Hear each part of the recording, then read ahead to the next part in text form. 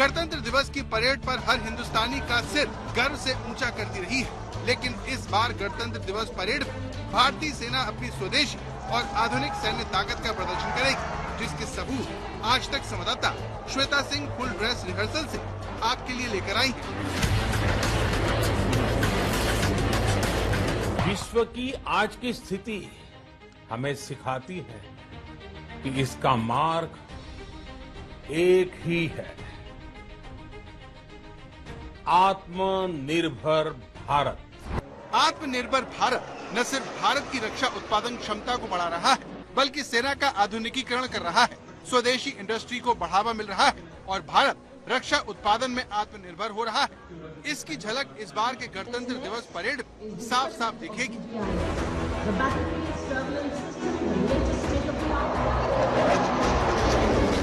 गणतंत्र दिवस पर चीन और पाकिस्तान को डराने वाला नाग मिसाइल सिस्टम होगा।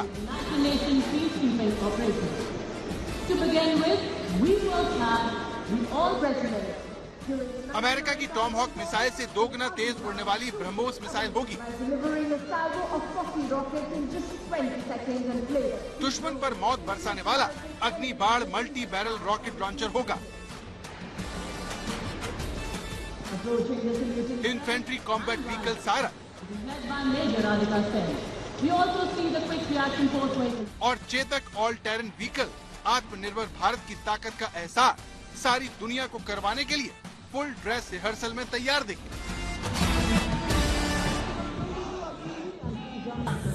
ये वो घड़ी है इस रिपब्लिक डे परेड पर जब हमेशा आपको हर ओर से केवल और केवल जय जयकार सुनाई देगी, क्योंकि यहाँ पर आप बीएसएफ का ऊंट सवार दस्ता देख सकते हैं। पूरा रंग रंगीला रोबीला एक ऐसा दस्ता जो अपनी परंपरा के लिए और अपनी शौर्य के लिए भी जाना जाता है।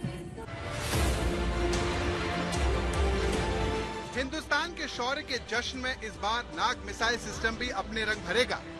नाग मिसाइल सिस्टम चीन और पाकिस्तान के टैंकों और बख्तरबंद गाड़ियों को चुटकियों में भस्म करने की क्षमता रखता है। भारत का यह हथियार इस बार की गणतंत्र दिवस परेड का मुख्य आकर्षण होगा। कुछ दिन पहले ही नाग का परीक्षण पोखरण फील्ड रेंज में हुआ। नाग MK2 एक तीसरी पीढ़ी की एंटी टैंक मिसाइल है। ये फायर एंड फॉरगेट तकनीक पर काम करती है, मतलब एक बार निशाना लगाने के बाद मिसाइल खुद ही उसे तबाह कर देती है। परीक्षण में मिसाइल ने कम और ज्यादा दोनों दूरियों पर निशाने को सटीकता से भेद दिया। इस बार गणतंत्र दिवस परेड में सामरिक बैलिस्टिक मिसाइल, प्रलय और लंबी दूरी की पिनाका रॉकेट सिस्टम का प्रदर्शन किया जाएगा। ये पहली बार होगा जब सतह से सतह पर मार करने वाली प्रलय मिसाइल परेड में शामिल होगी। 500 किलोमीटर की रेंज वाली प्रलय मिसाइल दुश्मन के ठिकानों पर पारंपरिक हमले के लिए है। इस मिसाइल को चीन के साथ सीमा पर तैनात किया गया है। इसके अलावा Pinaka multi barrel rocket launcher स्वदेशी सफलता की कहानी है। इसके कई सिस्टम सेना के पास काम कर रहे हैं। भारतीय सेना में करगिल युद्ध के वक्त पिनाका मल्टी बैरल रॉकेट का इस्तेमाल होना शुरू हुआ। ये भी पूरी तरह से स्वदेशी है। भारतीय सेना के पास अभी पिनाका की 4 रेजिमेंट, 6 और रेजिमेंट को मंजूरी मिल चुकी है। वायुसेना का आकाश मिसाइल सिस्टम आत्मनिर्भर भारत की शान बढ़ाते हुए इस बार गणतंत्र दिवस परेड में दिखेगा। इस हथियार के जरिए भारत 4 लक्ष्यों को भेदने की क्षमता रखने वाला पहला देश बन गया है। जमीन से हवा में मार करने वाली आकाश NG मिसाइल की रेंज 40 से 80 किलोमीटर तक है। इसे मोबाइल प्लेटफॉर्म से लॉन्च कर सकते हैं।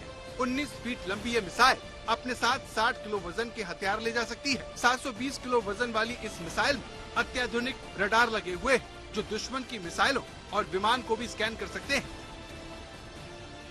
पिछले साल चीन से हुए सीमा विवाद के दौरान लद्दाख की LAC में इसकी तैनाती की गई थी। नई जनरेशन वाली आकाश NG मिसाइल चीन को जवाब देने में सेना की मदद करेगी। बॉर्डर पर आए दिन चीन घुसपैठ की कोशिश करता है।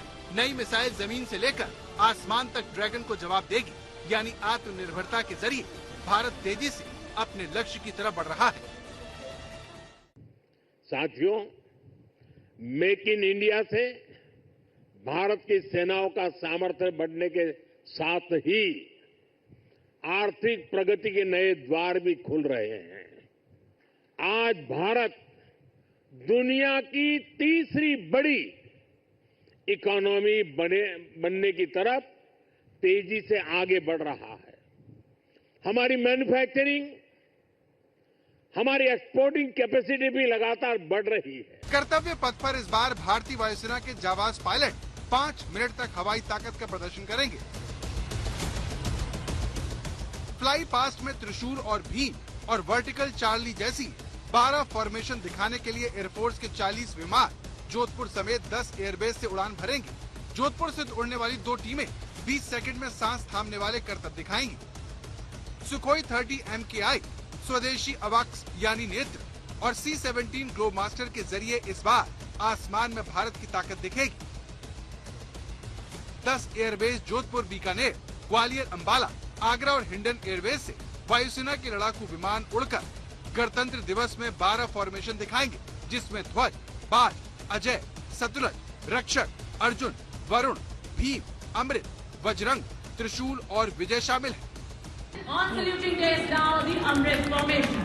ये देखिए अमृत फॉर्मेशन में ये जागवाज निकल रहे हैं। 5 जागवाज हैं। हालांकि जब ये गुजरते हैं तो और कोई आवाज इनकी दहाड़ के आगे सुनाई ही नहीं देती। इस गणतंत्र दिवस में ब्रह्मोस मिसाइल आत्मनिर्भर भारत की बढ़ती ताकत का प्रतीक बनेगी।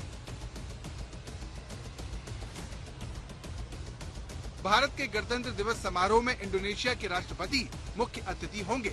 उनके इस भारत दौरे के दौरान दोनों देशों के बीच ब्रह्मोस मिसाइल डील का ऐलान हो सकता है। ऐसा होने पर भारत और इंडोनेशिया दोनों के पास राफेल, सुखोई 30 जेट और ब्रह्मोस सुपरसोनिक क्रूज मिसाइलें होंगी। इंडोनेशियाई वायुसेना के पास सुखोई विमान है और संभावित डील के तहत भारत से उसे ब्रह्मोस मिसाइल मिल जाएगी। वहीं भारतीय वायुसेना ने ब्रह्मोस से लैस सुखोई 30 MKI को पहले ही तैनात कर दिया है। चीन के साथ तनाव के दौरान इन विमानों को भारत ने सीमा पर तैनात कर दिया था। ब्रह्मोस भारत की पहली ऐसी क्रूज मिसाइल है जिसका इस्तेमाल भारत की तीनों सेनाएं करती रही हैं। इसके कई वेरिएंट्स मौजूद हैं। रेंज और सटीकता के हिसाब से इसकी मारक क्षमता भी है। सुखोई 30 MKI भारतीय वायुसेना के सबसे खतरनाक फाइटर जेट्स में से एक है।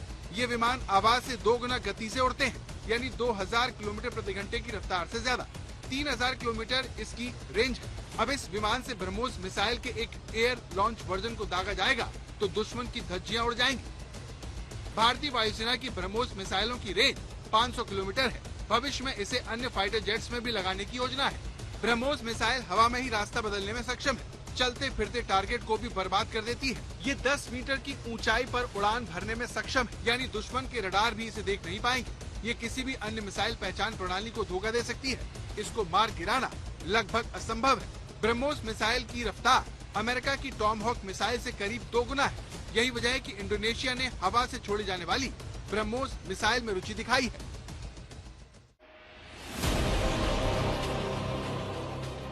गणतंत्र दिवस की परेड में थल सेना की सबसे बड़ी ताकत पर सारी दुनिया की नजर होगी।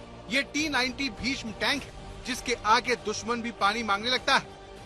ये टैंक भारतीय सेना के सबसे मजबूत टैंकों में शामिल है। टैंक के अंदर 3 जवानों के बैठने की जगह होती है, जिसमें एक कमांडर, एक जवान और एक सेना का ड्राइवर पद पर तैनात जवान होता है। ये तीनों एक दूसरे से तालमेल कर दुश्मनों पर निशाना साधते हैं और उनकी धज्जियां उड़ा देते हैं। भारतीय सेना का मुख्य लड़ाकू टैंक T-90 भीष्म टैंक है। ये तीसरी पीढ़ी का टैंक है जो रूस में बना है, जिसे भारत ने अपने हिसाब से बदला है।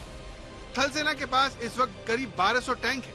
464 का ऑर्डर दिया गया है। भारत ने रूस के साथ डील की है, जिससे इस साल तक 1657 भीष्म ड्यूटी पर तैनात किया जा सकेगा।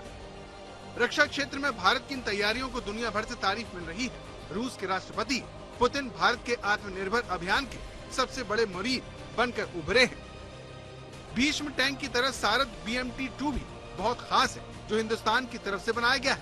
ये दुनिया का सबसे अच्छा पैदल सेना लड़ाकू वाहन है। ये गति, आश्चर्य और घातक सटीकता के साथ लड़ाई लड़ने के लिए आदर्श है। 300 MP इंजन वाला युद्ध क्षेत्र में अपनी सभी सामरिक आवश्यकताओं को पूरा करने में बहुत आगे है। ये अविश्वसनीय 65 किलोमीटर प्रति घंटे की रफ्तार से जंग के मैदान में दौड़ता है, जो पानी पर 7 किलोमीटर प्रति घंटे की गति से यात्रा कर सकता है और 35 डिग्री तक की ढलानों को पार कर सकता है। अपने कम वजन के कारण इसे आसानी से हवाई मार्ग से ले जाया जा सकता है। आपके मन में सवाल हो सकता है कि आखिर संजय, चेतक जैसे नाम भारतीय सेना ने क्यों रखे? इसका जवाब भी हम आपको देते हैं।